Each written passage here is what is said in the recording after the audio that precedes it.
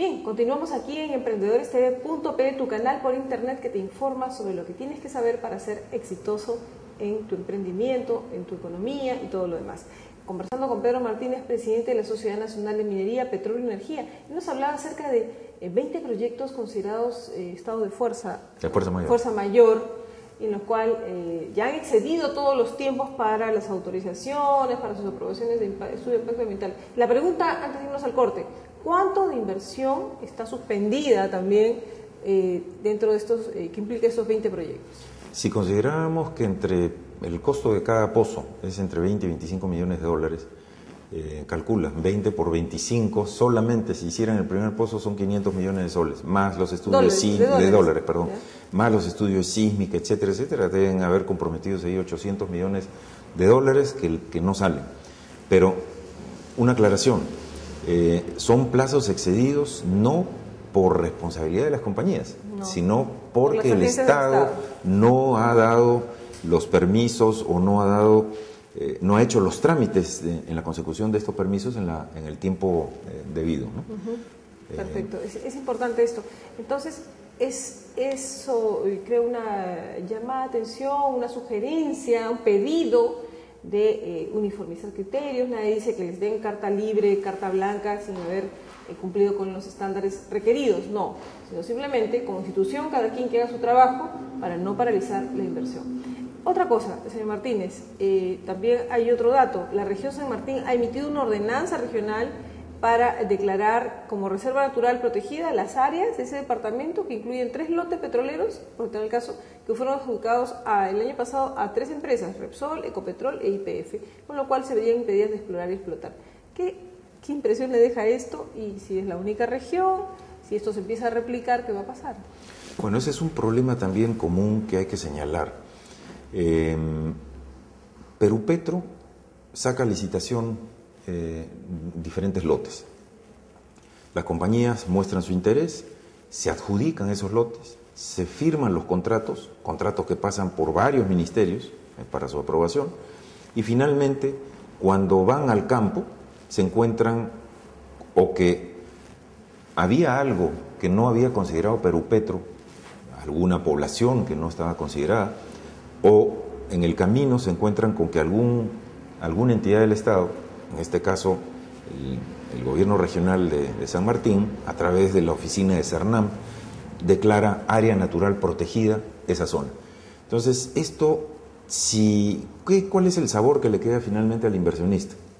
El inversionista de buena fe acude a una licitación programada, propuesta, a invitación del Estado, concurre a esta licitación, firma los convenios, hay una inversión en tiempo, en abogados, en estudios, finalmente acude a ello, y cuando va a empezar a trabajar se encuentra con que le declaran esa zona o ese lote como área natural protegida.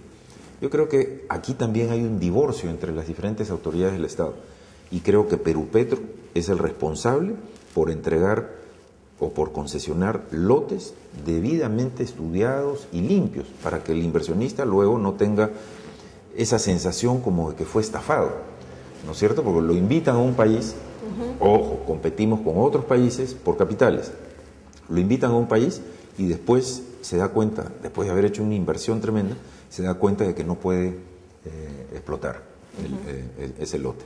Entonces yo creo que aquí también hay que ordenar, y si bien hay algunas manifestaciones del Tribunal Constitucional, algunas sentencias del Tribunal Constitucional en el sentido de que los gobiernos regionales no tienen la facultad para dictar normas que exceden su ámbito y que éstas pertenecen únicamente al ámbito del gobierno central, esta ordenanza de San Martín tendrá que ser llevada al Tribunal Constitucional, lo que significa pérdida de tiempo, recarga de carga procesal, etcétera, etcétera, y mucho gasto para todas las partes. Entonces, creo que el país no puede darse el lujo de estar saboteando, de estar poniéndole cabeza a la inversión. Y hay un retraso también, y ahí va a haber un retraso en la inversión, con lo cual también la región San Martín se va a ver perjudicada. Entonces, allí, ¿cuál es el otro lado? Brevemente, ya tenemos que irnos despidiendo, es el tema de la ley de consulta previa y su reglamento, que también va a salir en febrero. ese es un tema también delicado.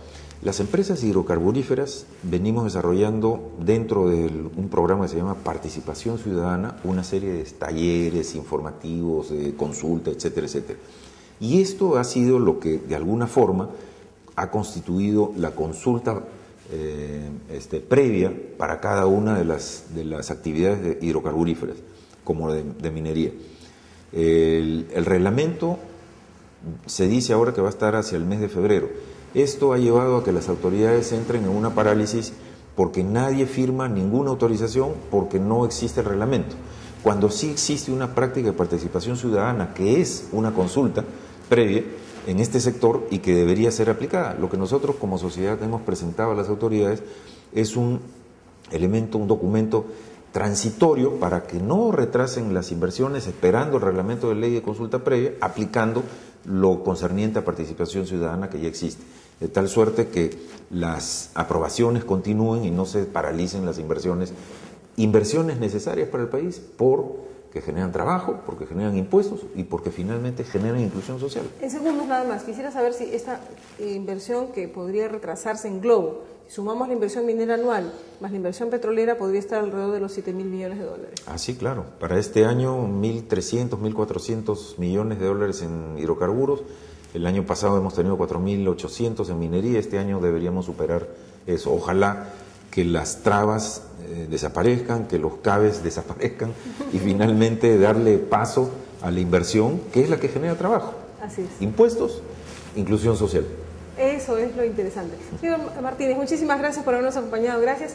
Las puertas de nuestra casa están abiertas para la discusión, para la difusión y sobre todo vamos a hacer en otro momento también todo lo que trabajan las empresas de su sector, de su gremio, con las personas, con el emprendimiento. También hay experiencias que he tomado conocimiento súper interesantes. Muchas gracias. Gracias a ti. Hay mucho que se hace, pero lamentablemente no hemos sido lo suficientemente buenos en comunicación o información. No se preocupe, pero aquí están las puertas abiertas y yo, por ejemplo, he probado quesos riquísimos, tengo cosas hermosas que nos han obsequiado de ciertas comunidades que trabajan realmente cosas impresionante. Muy bien, muchas gracias por estar con nosotros. Felicitaciones nuevamente. Gracias, muy amable, amigos. Vamos a la pausa, pero volvemos luego aquí en EmprendedorесTV.pe con Fátima de Romaña, especialista en Derecho Corporativo, Banca y Mercados de Capitales, para hablar de la Ley de Mercado de Valores. ¿Qué necesitamos? Volvemos en segundos.